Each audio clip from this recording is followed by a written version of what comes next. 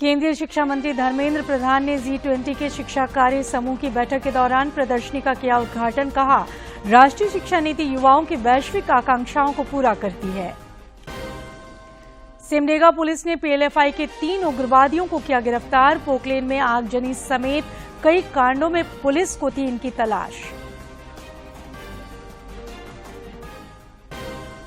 अमर वीर शहीद तेलंगा खड़िया के शहादत दिवस पर मुख्यमंत्री हेमंत सोरेन, भाजपा के प्रदेश अध्यक्ष दीपक प्रकाश समेत तमाम नेताओं ने दी श्रद्धांजलि। कई कार्यक्रम भी आयोजित। और राज्य के अधिकतर हिस्सों में आज और कल तेज हवाओं के साथ बारिश के आसार। पिछले 2 दिनों से मौसम का मिजाज बदलने से लोगों को मिली गर्मी से राहत।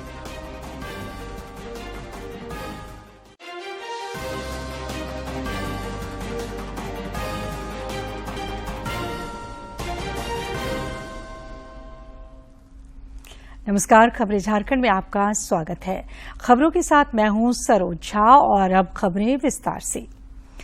प्रधानमंत्री नरेंद्र मोदी 25 अप्रैल को तिरुअनंतपुरम सेंट्रल स्टेशन पर वंदे भारत एक्सप्रेस ट्रेन को हरी झंडी दिखाकर रवाना करेंगे। ये रेलगाड़ी केरल के 11 जिलों से होकर गुजरेगी। इसके साथ ही प्रधानमंत्री सेंट्रल स्टेडियम में 3200 करोड़ रुपए से अधिक की विकास परियोजनाओं का शिलान्यास और लोकार्पण करेंगे। प्रधानमंत्री तिरुवनंतपुरम में सेंट्रल स्टेडियम में 3200 करोड़ रुपए से अधिक की विकास परियोजनाओं का भी शिलान्यास करेंगे और राष्ट्र को समर्पित करेंगे। केंद्रीय शिक्षा मंत्री धर्मेंद्र प्रधान ने आज ओडिशा की राजधानी भुवनेश्वर में एक प्रदर्शनी का उद्घाटन किया। ये प्रदर्शनी भावी कार्यशैली में तेजी से बदलती दुनिया में नए कौशलों की आवश्यकता पर आधारित है। इस अवसर पर श्री प्रधान ने कहा कि राष्ट्रीय शिक्षा नीति युवाओं की वैश्विक आकांक्षा को पूरा करती है। प्रदर्शनी का आयोजन G20 के शिक्षा कार्य समूह की 3री बैठक के क्रम में किया गया है। होगी, इसलिए राष्ट्रीय शिक्षा नीति शुरू करने की सरकार की पहल इस दिशा में एक उपयुक्त कदम होगा। India has captive market with its new aspiration. India has its own resource. Essentially, India is a knowledge society. 21st century is going to be a knowledge-based century, and India is going to lead role on that. And fortunately, we all are implementing NEP. NEP has a mandate and responsibility to look into the global aspiration. केंद्रीय वित्त मंत्री निर्मला सीतारमण ने कहा है कि सरकार पूंजी app पर कार्रवाई के लिए रिजर्व बैंक और संबंधित मंत्रालयों के साथ मिलकर काम कर रही है। आज थिंकर्स फोरम के एक आयोजन में उन्होंने कहा कि अपनी मेहनत की कमाई को सुरक्षित रखने के लिए लोगों को बहुत सतर्क रहने की आवश्यकता है।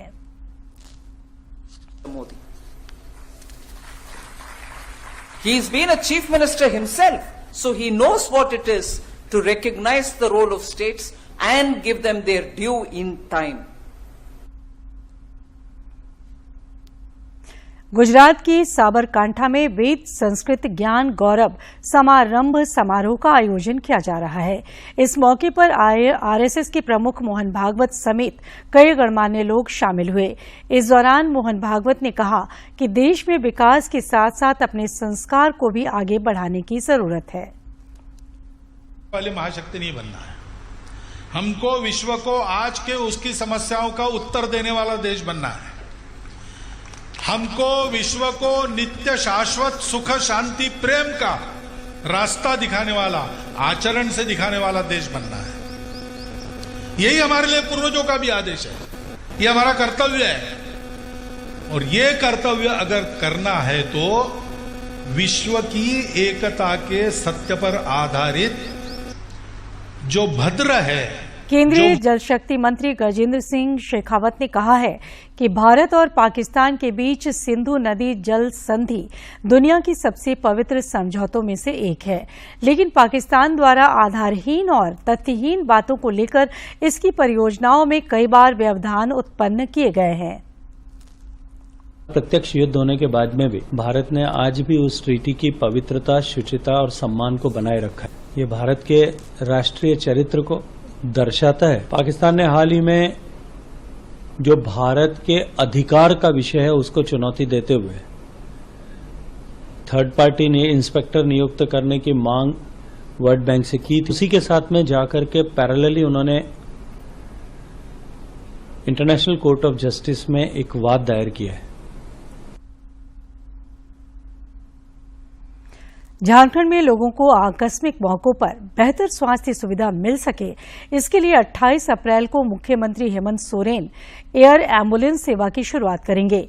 इस सेवा के जरिए इमरजेंसी की स्थिति में मरीज को देश के अन्य अस्पतालों में बेहतर इलाज के लिए ले जाने की सुविधा मिलेगी। इस सेवा के शुरू होने से दिल्ली, मुंबई, चेन्नई, हैदराबाद, लखनऊ और बनारस के लिए कम दर पर एयर एम्बुलेंस मिलेगी। रांची, जमशेदपुर, धनबाद, देवघर, दुमका, गिरिडीह और बोकारो हवाई अड्डे से भी एयर एम्बुलेंस की सुविधा मिलेगी। भाजपा विधायक दल के नेता और पूर्व मुख्यमंत्री बाबूलाल मरांडी आज पूर्वी सिंहभूम में घाटशिला के कालीचित पंचायत में मेगा चिकित्सा सह दवा वितरण शिविर में शामिल हुए। इस शिविर में पार्टी नेता डॉक्टर सुनीता देवदूत सोरेन एवं उनकी टीम के द्वारा लोगों का इलाज किया गया। श्री मरांडी ने ट्वीट कर कहा कि ये एक सराहनीय प्रयास है और समाज के डॉक्टरों को ऐसे सेवा शिविरों के माध्यम से ग्रामीणों की सेवा में आगे आना चाहिए। सूडान में फंसे भारतीय नागरिकों की मदद के लिए सऊदी अरब आगे आया है। सऊदी अरब ने अपने राजनयिकों और नागरिकों के साथ भारत समेत अन्य देशों के फंसे 157 लोगों को निकाला है। उसने सूडान से अपने और मित्र देशों के कुछ नागरिकों को बाहर निकाला है। इनमें कई राजनयिक भी हैं। बयान के अनुसार सऊदी अरब के 91 जबकि मित्र देशों के 66 नागरिक सुरक्षित निकाले गए हैं। इनमें Bharat, Pakistan, Bangladesh, Bulgaria, Kuwait, Qatar, UAE, मिस्र, ट्यूनीशिया, फिलीपींस, कनाडा और बुर्किना फासो के नागरिक हैं। सऊदी अरब इन सभी को जरूरी सुविधाएं उपलब्ध करा रहा है। सूडान में हिंसा भड़कने के बाद विदेशी नागरिकों की पहली आधिकारिक निकासी बताई जा रही है। इन सभी को लेकर एक जहाज शनिवार को जेद्दा पहुंचा। विदेश मंत्री डॉक्टर एस जयशंकर ने फंसे भारतीयों को सुरक्षित निकालने के लिए लगातार सऊदी अरब और सूडान के संपर्क में भी थे। अंतर्राष्ट्रीय SC/ST शोध और विकास फेडरेशन उड़ान की आज झारखंड में शुरुआत हुई। मौके पर मौजूद सांसद किरीट प्रेमजी भाई सोलंकी ने कहा कि केंद्र सरकार पिछली पंक्ति के लोगों के लिए अनेक कल्याणकारी योजनाएं चला रही है। रांची में आज से अंतर्राष्ट्रीय SC/ST शोध और विकास फेडरेशन उड़ान की शुरुआत हुई। अनुसूचित जाति अनुसूचित जनजाति कल्याण समिति के 7वीं बार अध्यक्ष बने किरीट प्रेमजी भाई सोलंकी ने कहा कि सरकार पिछली पंक्ति के लोगों के लिए अनेक कल्याणकारी योजनाएं चला रही है। हमारे यशस्वी प्रधानमंत्री श्री नरेंद्र भाई मोदी जी की सरकार की ओर से गरीबों के लिए, जो पिछली पंक्ति में बैठे हुए ऐसे लोगों के लिए बहुत सारी योजना है, चाहे वो शौचालय का निर्माण हो, चाहे प्रधानमंत्री आवास योजना हो, चाहे स्वास्थ्य के लिए आयुष्मान भारत योजना हो, ऐसी कई सारी योजना है। वो योजना लाभार्थी, मानो के एक गांव में 5 लोगों को अपना घर नहीं है तो उनका डेटा लेके आएगा। इस दौरान श्री सोलंकी ने आगे कहा कि झारखंड की मौजूदा राज्य सरकार SC/ST के कल्याण को लेकर गंभीर नहीं है। उन्होंने कहा कि इस राज्य में एक संवेदनशील सरकार की जरूरत है और हम चाहते हैं कि यहाँ ऐसी सरकार बने जो संवेदनशील सरकार हो, जो अनुसूचित जाति और अनुसूचित जनजाति के लोगों के लिए काम करने वाली सरकार हो। संसद की ST/SC कल्याण समिति के अध्यक्ष ने कहा कि केंद्र सरकार की योजनाओं का कई राज्यों में क्रियान्वयन सही ढंग से नहीं हो रहा है। उन्होंने कहा कि योजनाओं को धरातल पर नहीं उतारना गरीबों के साथ अन्याय है। हम चाहते हैं कि सेंटर की स्कीम का इम्प्लीमेंटेशन पूरे भारतवर्ष में होना चाहिए, सभी प्रदेश में होना चाहिए और ये गरीबों का अधिकार का सवाल है। ये किसी से कोई मांगने की बात नहीं है, वो गरीबों का अधिकार है। उन्होंने कहा कि उड़ान समाज के अनुसूचित जाति, अनुसूचित जनजाति और गरीब परिवारों की आर्थिक सामाजिक दशा से संबंधित 7 बिंदुओं पर जानकारियां एकत्रित करता है और उसके समाधान का मार्ग प्रशस्त करता है। सिमडेगा पुलिस ने बीते 16 अप्रैल को निर्माण कार्य में लगे पोकलेन में आगजनी करने वाले पीएलएफआई के 3 उग्रवादियों को गिरफ्तार किया है। पुलिस अधीक्षक सौरभ ने बताया कि गिरफ्तार उग्रवादियों ने पीएलएफआई के अशोक गोप के आदेश पर घटना को अंजाम देने और इस कांड में अपनी संलिप्तता स्वीकार की है। इसके अलावा कोलेबिरा के बिजली ग्रिड साइड और इटकी में सड़क निर्माण कार्य में लगे वाहनों में आगजनी और 2019 में खूंटी में एक लड़की की हत्या में भी इन्होंने अपनी संलिप्तता स्वीकार की है। श्री सौरभ ने बताया कि पुलिस ने इनके पास से 5 कीपैड मोबाइल, 7 सिम कार्ड, 2 वाहन समेत अन्य सामान बरामद किए हैं। टास्क टाइगर द्वारा इस घटना की जिम्मेवारी ली गई थी।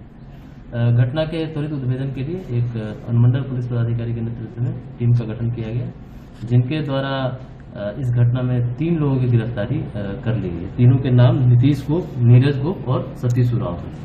इनके पास से 5 keypad mobile, 7 SIM card, 2 PLFI का पर्चा, 1 स्मार्टफोन, 2 होंडा कंपनी का स्कूटी जो कि घटना में प्रयुक्त किया गया था वो, और 1 कैमोफ्लेज टी शर्ट, आधार कार्ड जो फर्जी है और 1 काला बैग बरामद किया गया है।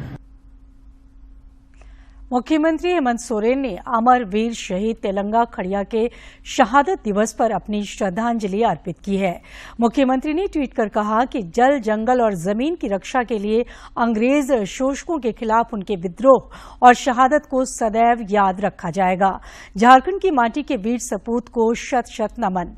उधर भाजपा के प्रदेश अध्यक्ष और राज्यसभा सांसद दीपक प्रकाश ने भी अमर शहीद तेलंगा खड़िया को नमन किया है।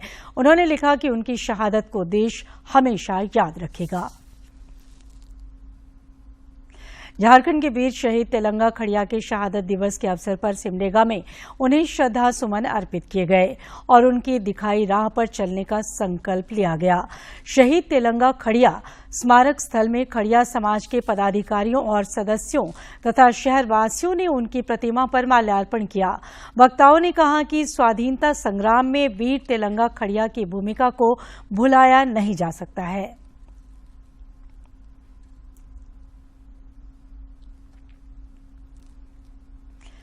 देश में पिछले 24 घंटे के दौरान कोविड के 10,112 नए मरीजों की पहचान की गई, जबकि 9,833 मरीज स्वस्थ भी हुए हैं। 6% हो गया है। वहीं साप्ताहिक पॉजिटिविटी रेट वर्तमान में 5.43% दर्ज किया गया है। इसके साथ ही दैनिक पॉजिटिविटी रेट 7.03% दर्ज किया गया है। देश में कोरोना के सक्रिय मामलों की संख्या 67,806 है।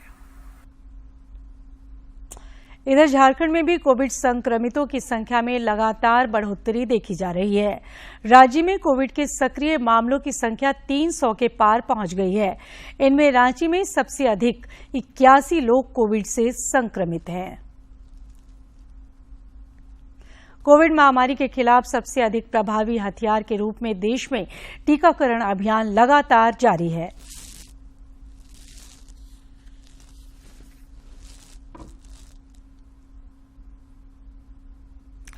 साहिबगंज जिले के बोरियो सामुदायिक स्वास्थ्य केंद्र में आज सिविल सर्जन की अध्यक्षता में सहियाओं और बीटीटी के साथ समीक्षा बैठक का आयोजन किया गया। बैठक में सिविल सर्जन के द्वारा सभी सहियाओं के कार्यों की समीक्षा की गई और आवश्यक दिशा निर्देश दिए गए। इस दौरान सिविल सर्जन ने आभा कार्ड, आयुष्मान कार्ड, आयरन गोली वितरण समेत अन्य कार्यक्रमों की जानकारी दी।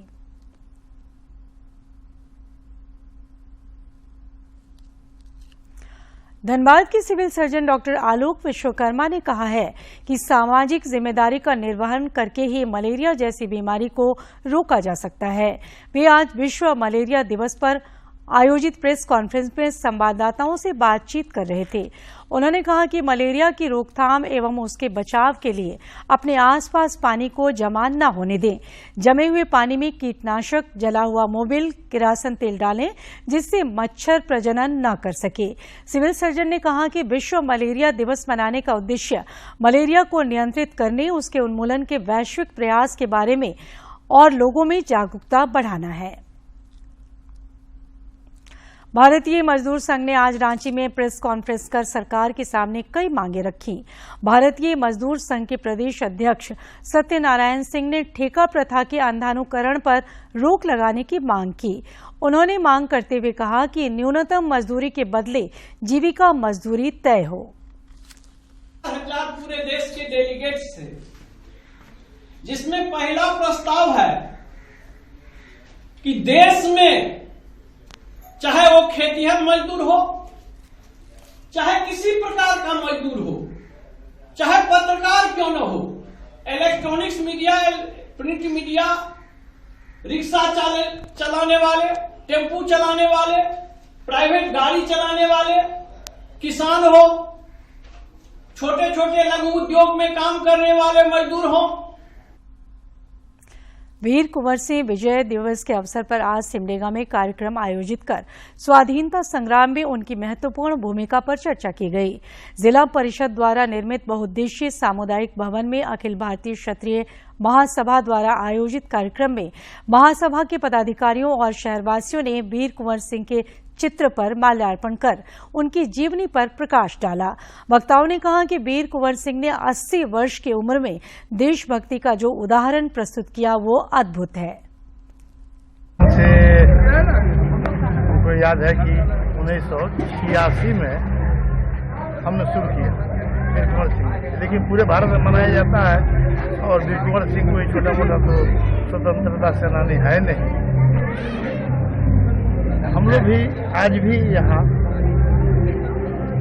23 अप्रैल को मना रहे हैं प्रत्येक साल की। इधर रांची में हरमो स्थित वीर कुंवर सिंह पार्क में सांसद संजय सेठ ने पुष्पांजलि अर्पित की। वीर कुंवर सिंह विजय दिवस के मौके पर श्री सेठ ने उन्हें नमन करते हुए उनके योगदान का जिक्र किया।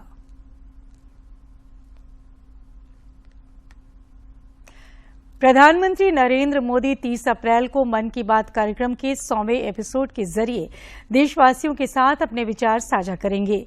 प्रधानमंत्री ने इस कार्यक्रम के लिए लोगों से अपने सुझाव देने का आग्रह किया है। सुझावों को टोल फ्री नंबर 1800117800 पर मिस कॉल देकर रिकॉर्ड कराया जा सकता है। माई गॉव फोरम या नमो ऐप पर भी लोग अपने सुझाव दे सकते हैं। मन की बात है जन जन की, संघर्षों के कुछ किस्से, कहानी कुछ सफलताओं की, अनकही विरासत की, उम्मीदें नए भारत की। महीने के आखिरी रविवार का रहता है इंतजार। ब्रह्मपुत्र के घाट से हिमालय के विस्तार तक होती है मन की बात प्रधानमंत्री के साथ। तो सुनिए इस महीने 30 अप्रैल सुबह 11 बजे प्रधानमंत्री जी के मन की बात का 100वां एपिसोड आकाशवाणी और दूरदर्शन के सभी चैनलों पर। प्रधानमंत्री जी के मन की बात के 100वें एपिसोड के प्रादेशिक भाषाओं में अनुवाद का पुनः प्रसारण आप सुन सकते हैं रात 8 बजे आकाशवाणी और दूरदर्शन के सभी प्रादेशिक चैनलों पर। तो याद रखें, मन की बात का 100वां एपिसोड रविवार 30 अप्रैल सुबह 11 बजे। और अब कुछ खबर राज्य के विभिन्न जिलों से।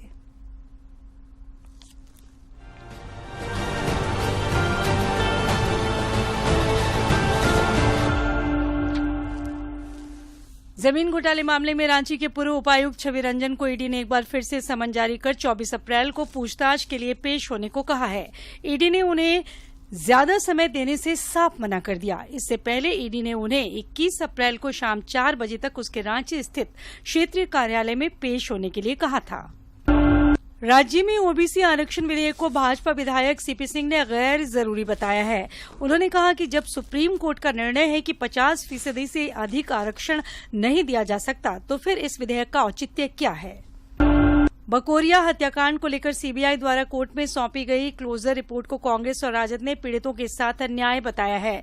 कांग्रेस के प्रदेश अध्यक्ष राजेश ठाकुर और राजद की प्रदेश उपाध्यक्ष अनीता यादव ने कहा है कि भाजपा के दबाव में उन लोगों को बचाने का काम किया गया जो संदेह के घेरे में थे। देवघर जिले के पालाजोरी थाना अंतर्गत फड़ासीमल में पुलिस पब्लिक जनसभा का आयोजन किया गया। पुलिस पब्लिक जनसभा के दौरान पुलिस पदाधिकारियों द्वारा जानकारी दी गई कि पुलिस पब्लिक के बीच पहले से अच्छे संबंध बने हुए हैं, लेकिन उस मधुर संबंध को और बेहतर करना कार्यक्रम का मुख्य मकसद है। झारखंड स्टेट स्टूडेंट्स यूनियन के देवेंद्र नाथ महतो ने कहा है कि 60 से 40 नियोजन नीति के विरोध आंदोलनरत छात्रों पर हुई मुकदमा वापस लिया जाए। साथ ही उन्होंने झारखंडी हित में खतियान आधारित नियोजन नीति लागू कर तृतीय और चतुर्थ वर्ग में अविलंब नियुक्ति प्रक्रिया शुरू करने की मांग भी की।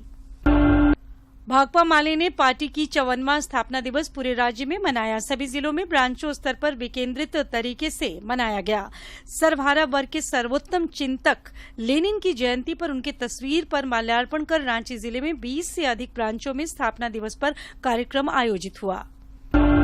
आगामी 28 अप्रैल से 8 मई तक मोरहाबादी मैदान में आयोजित किए जा रहे India international mega trade fair की तैयारियां जोरों पर है। सोमवार से शहर के सभी क्षेत्रों में ट्रेड फेयर का बैनर पोस्टर लगाया जाना आरंभ होगा। फेयर के सफलतापूर्वक संचालन को लेकर शनिवार को चैम्बर भवन में समीक्षा बैठक की गई। झारखंड बिजली वितरण निगम JBANL के कर्मी अब फील्ड में जाकर अचानक उपभोक्ताओं के मीटर की जांच करेंगे। इसमें HT से लेकर घरेलू उपभोक्ता भी हो सकते हैं। इसके लिए टीम का गठन किया गया है। सड़क निर्माण से जुड़े रांची के एक ठेकेदार शिवजीत सिंह को भाकपा माओवादियों ने पत्र लिखकर लेवी की मांग की है। नहीं देने पर मशीनों में आग लगाने की धमकी दी है। ठेकेदार ने इसकी शिकायत धनबाद जिले के बरवड्डा थाना में दर्ज कराई है। देवघर के मोहनपुर थाना पुलिस ने चोरी के 3 आरोपियों को गिरफ्तार किया है। इनके पास से चोरी का सामान, जेट पंप, पानी टंकी, बैटरी, मवेशी और गाड़ी को भी बरामद किया गया है।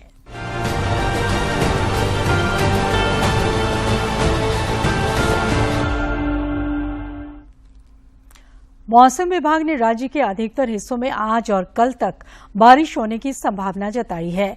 इस दौरान 30 से 40 किलोमीटर प्रति घंटे की रफ्तार से हवा चल सकती है। मौसम विभाग ने इस दौरान गरज के साथ वज्रपात होने की भी संभावना व्यक्त की है। पिछले 24 घंटे में राज्य में हल्के दर्जे की बारिश दर्ज की गई है। सबसे अधिक वर्षा 14 मिलीमीटर रांची में दर्ज किया गया और रांची में ही सबसे कम न्यूनतम तापमान 18.6 डिग्री सेल्सियस रिकॉर्ड किया गया। और अब एक नजर डालते हैं प्रमुख शहरों के आज के तापमान पर।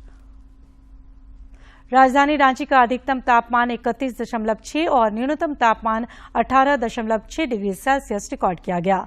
जमशेदपुर का अधिकतम तापमान 35.1 और न्यूनतम तापमान 21.4 तथा डाल्टनगंज का अधिकतम तापमान 35.4 और न्यूनतम तापमान 21.9 डिग्री सेल्सियस रिकॉर्ड किया गया। जामताड़ा नगर स्थित सेंट जोसेफ स्कूल में 2 दिवसीय प्रथम जिला हॉकी प्रतियोगिता का आज शुभारंभ किया गया। प्रतियोगिता के बालिका वर्ग के उद्घाटन मैच में झारखंड आवासीय विद्यालय विद्यासागर ने सेंट जोसेफ स्कूल जामताड़ा को 1 गोल से पराजित किया। आइए देखते हैं क्यों खास है इतिहास में आज का दिन।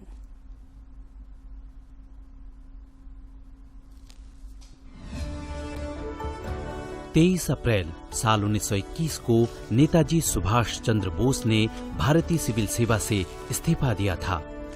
बोस ने अपना इस्तीफा राज्य के सचिव एडविन मोंटेगो को दिया था। उन्होंने अपने इस्तीफे में लिखा था कि मैं चाहता हूं कि मेरा नाम भारतीय सिविल सेवा में प्रोबेशनर्स की सूची से हटा दिया जाए। सुभाष चंद्र बोस ने स्वतंत्रता संग्राम में भाग लेने के लिए ये इस्तीफा दिया था। इतिहासकार लियोनार्डो ए गॉर्डन का कहना है कि बोस को अगस्त 1920 में आयोजित प्रतियोगी ICS परीक्षा में 4था स्थान मिला था। 23 अप्रैल साल 2005 को YouTube का पहला वीडियो अपलोड किया गया। इस पहले वीडियो को YouTube के सह-संस्थापक जावेद करीम ने अपलोड किया था। जावेद करीम का यह वीडियो उनकी चिड़ियाघर की एक यात्रा का था। इस वीडियो का title me at the zoo के साथ अपलोड किया गया। 18 सेकेंड का यह वीडियो सैन डियागो कैलिफोर्निया के चिड़ियाघर का था। इस वीडियो के बाद 1 साल के भीतर YouTube पर लगभग 10 करोड़ वीडियो अपलोड हुए।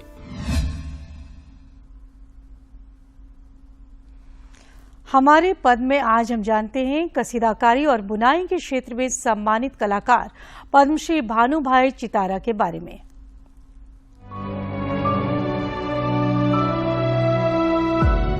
खूबसूरत प्राचीन हस्तकला कलमकारी जिससे जुड़े हैं अहमदाबाद के चुनारा समुदाय के भानुभाई चितारा। 67 वर्षीय भानुभाई लगभग 500 वर्ष पुरानी गुजराती हस्तकला मातानी पचेड़ी को संजोने में कई दशकों से प्रयासरत हैं। चितारा परिवार मातानी पचेड़ी कला पर काम करने वाले कुछ एक परिवारों में से एक है। भानुभाई चितारा के परिवार में कई पीढ़ियों से ये कला की जा रही है। भानुभाई चितारा की 8वीं पीढ़ी है जो इस हस्तकला का अस्तित्व आगे बढ़ा रही है। अब उनके पुत्र भी इस कला में निपुणता हासिल कर चुके हैं।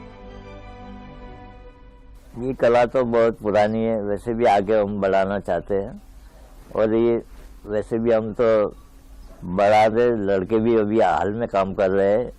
जो नेचुरल कलर है, अभी तो केमिकल का जमाना चल रहा है, ये कला में बहुत केमिकल ही हो रहा है सब। ये भारतीय हस्तकला गुजरात के इतिहास से जुड़ी है। मातानी पचेड़ी का शाब्दिक अर्थ है माँ देवी के पीछे। कपड़े पर पेंटिंग की ये शैली देवी देवताओं के अलग अलग रूपों और उनकी कहानियां दर्शाती है। ये पीस है मातानी पचेड़ी। ये लगभग 80 साल से पुराना है और ये बनाने में लगभग 8 से 10 दिन लगते थे पहले। जो ब्लॉक से भी बनता है, आधा कलम से भी बनता है। ये लगभग 80 साल पुराना है और ये कलर अभी भी हाल में मौजूद है और फास्ट कलर है।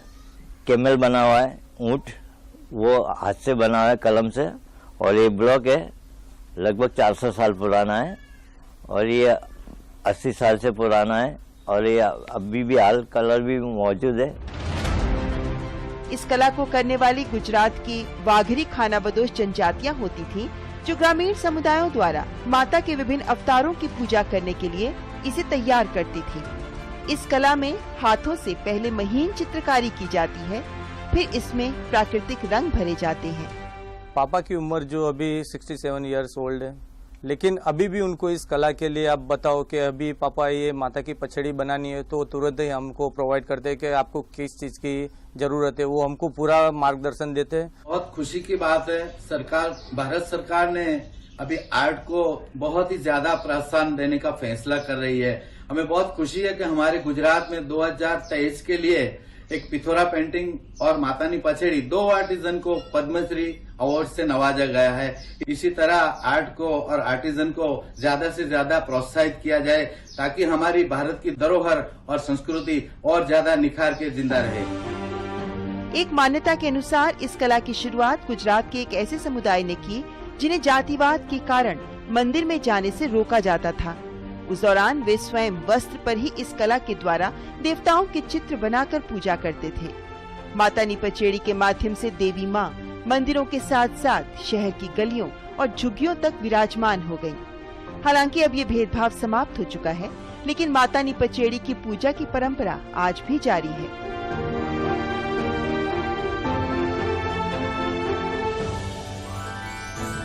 गुजराती हस्तकला मातानी पचेड़ी को संजोने के लिए भानुभाई चितारा को पद्मश्री पुरस्कार की हार्दिक बधाई।